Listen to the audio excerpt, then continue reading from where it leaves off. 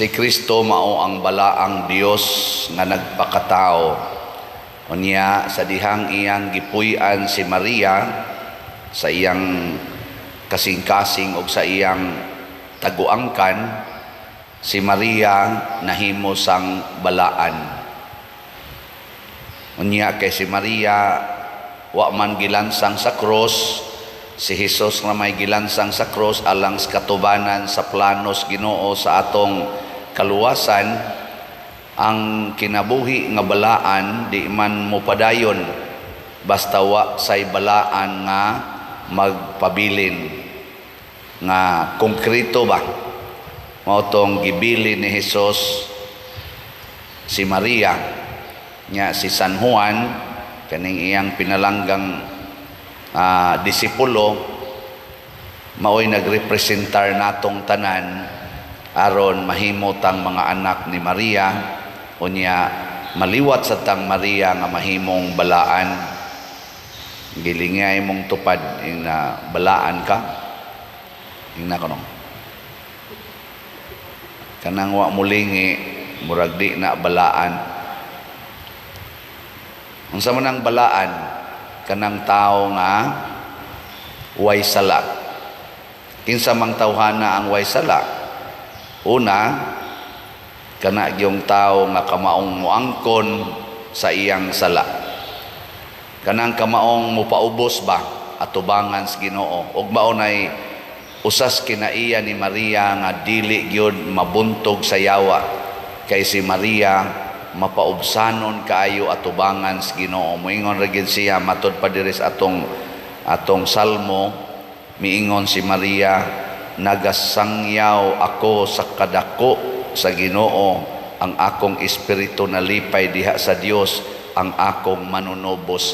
Dili siya maoy manunobos, di siya maoy manluluwas, giangkon gyud na ni Maria nga siya ubos ra gyud nga sulugoon. Kita kusog man kaitang magpakaaron ingnon nga kitay manluluwas, no? Ikay muluwas sa imong health, mao nang magtigom jud kag kwarta kay para gyud mahilti ka. Ikay muluwas sa imong mga anak kay ginikanan ka, mao nang di jud ka mosugot nga mamatay. Magsigyo kag ingon simbako ayaw lang taon Lord, ayaw lang taon kay gagmay pa ako mga anak, unsa na lay kaugmaon ani nila. Mao na ato. Ang ato din siguroon samag sa gibuhat ni Hesus, ibilin ang imong gimahal ngadto sa balaan. Nya kinsa naman ron ang balaan? Ang simbahan. Si Maria wa naman dinhi, pero ang simbahan mao na gyud ang balaan, Holy Catholic Church. Mo nang gibutang diri sa atong unang pagbasa, ania na ang pinuy-anan sa Ginoo, tipo nas katawhan, ang bag-ong Jerusalem. Balaan, nagilak-gilak, mura kuno og asawhonon nga andam ng musugat sa iyang pamanhonon.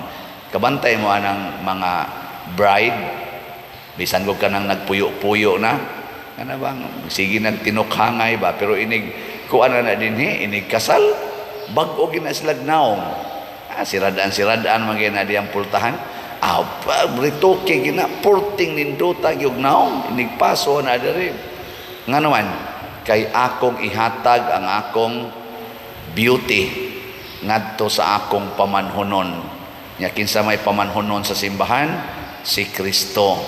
Tuwa na naglingkod sa langit. Mao na nga ibilin ang imong anak, ibilin ang imong kaugalingon ngadto sa simbahan. Nya unsa man pagbilin sa mga bata nga ni simbahan? Patayng pari ug atiman ana. Di ba? Unsa ang pagbilin?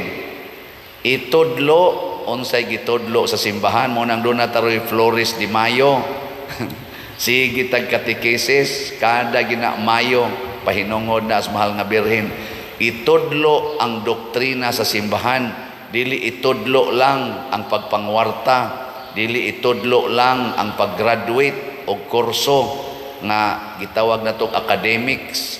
Itudlo sad ang moral spiritual doctrines moral, spiritual loss.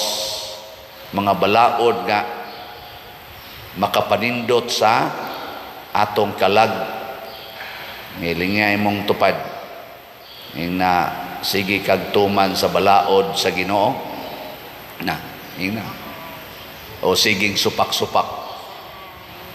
Boy, kasagaran nato kusog kaing mutuman sa balaod sa tao.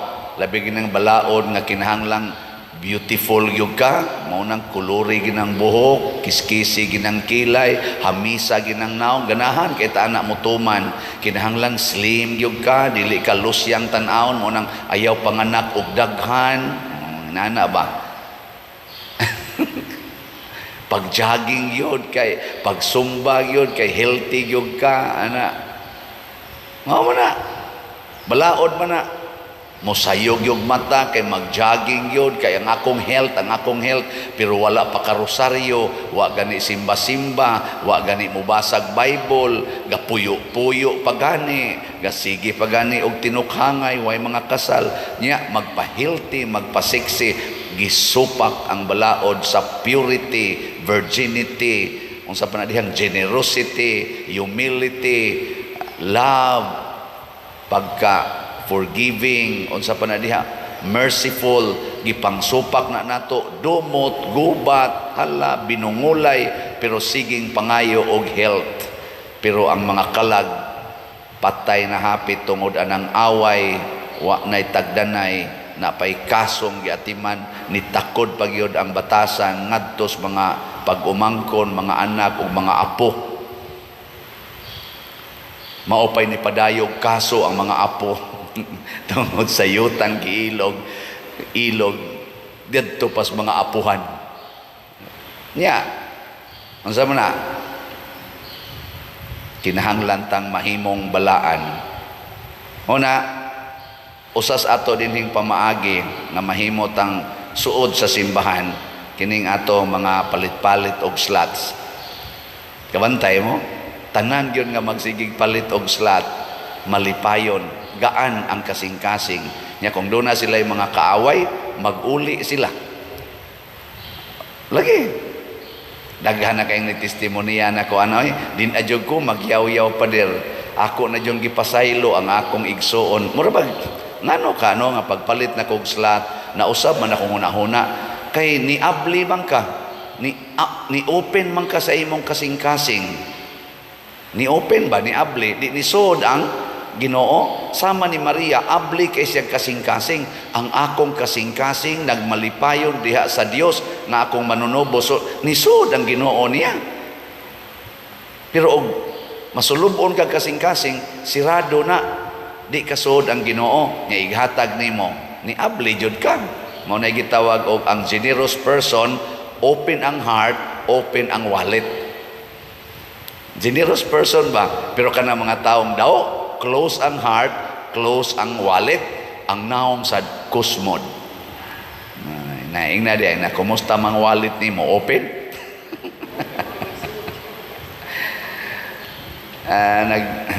Ako'y nagmisa karon sa kasaulugan sa pista dito sa Kapilinya di Fatima, ganihang alas 5 niya. Ako silang gipahinumduman na kining Kapilinya na tukod ni tungod sa atong paghigugmaay. August 8 nisugod tag baligya og slot katong Mother Mary's Healing and Deliverance MMHD nga tag 1,000 per slot, ni baligya tag 29,000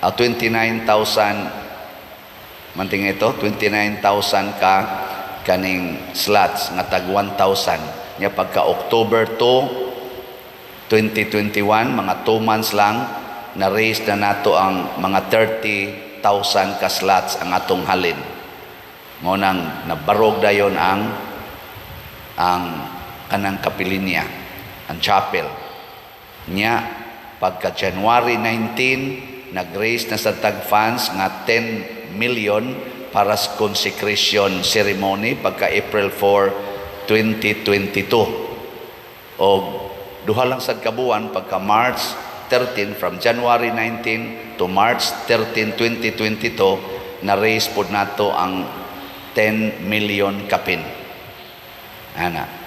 Karon na ay bagong project ang Kapilinya, Part 2, ang pag-landscape o pag-develop sa grounds. 98 or 99% na ang pagkahuman. Unya, gi-report to ni Bishop Ruben Kaganiha, ang total cost sa project based sa contract nato 24 million. Nya kadto ding atong Kapilinya pagtukod o kadtong consecration ni sobra de ito na ada ito'y excess nga 13 million. Mo to ilang gigamit, mo ilang giuna og bayad. So 24 minus 13 pila? 11. Nya karon as of ganiha naka-raise na sila og 5 million sa ginagmayng kuan. So na-analyze 6 million. Nya niingon sila, Father Sian, pwede imo na sa ning i-appeal sa imong slot kay ato ning tiwasog bayad ang 6 million. Kamo ganahan mo? Muna akong gi-commit. So duha na roy atong slots. Ang bag-o para ni Mama Mary, ang Mother Mary's Healing and Deliverance nga tag 1,000 kay specialized mangining 1,000 nga slot dito. 6,000 ang atong ibaligya nga slot starting today. Nga first come first serve. 6,000 rabia na pila ray pagkahurot ana 191,000 na guni atong subscriber. Katunga lang ana mo palit og tag 1,000 gikan karon hangtod sa May. Kaning month of Mother Mary ba kaning May. Palit lang mo og tag sa kaslat nga tag 1,000 each day. Mother Mary's Healing and Deliverance. 6,000 ra ni. Nya ang namaligya ani kita dinhi og ang dito sa Kapilinya. Ang dito sa nya mag-synchronize na lang ta ani. So starting today ato na ning gi-open. So naatay SBF DAG. Ang atong SBF DAG nahalina na tag 21,009, 38,991 na lang ang available, tag 500 pesos per slot. Nya nani 16 slot challenge nga tag 8,000, niabot na sa 13 ka 16 slot challenge ang atong nadawat. So plus ni karon ang each day nga tag 1,000 per slot, 6,000 rasad kabuok ka slots ang atong gibaligya. Mga igsoon, ang mahal nga Birhen Maria, malipay gina siya kung gamito nato ang atong katakos ug ang atong kwarta para sa simbahan. Ang sukli ni Mama Mary kanato ug ang sukli practically sa mga santos nato mao ang tinuod nga grasya, material ug spiritual graces. Labi na gyud protection against the evil one.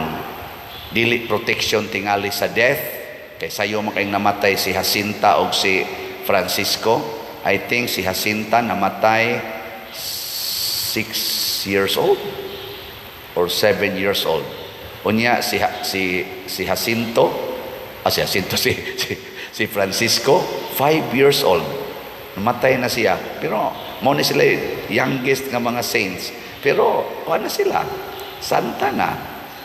Di ba? Og santo. Ano man ang proteksyonan ni Mama Mary ang ato gyong kalag. Karon sad gisaulog sa Mount Carmel, tos Carmelite, ang ilang ika-75th sa ilang existence dinhi sa Cebu. Kanang brown scapular, kanang iana nato, protection gyapon na against the evil one. Basta mosunod ta ni Mama Mary ang iyang pagka-humble, pagka-servant sa simbahan, o ang iyang pagka-generous, na bisan gani ang iyang anak nga bugtong iyang gihatag for our salvation. Manindog ta.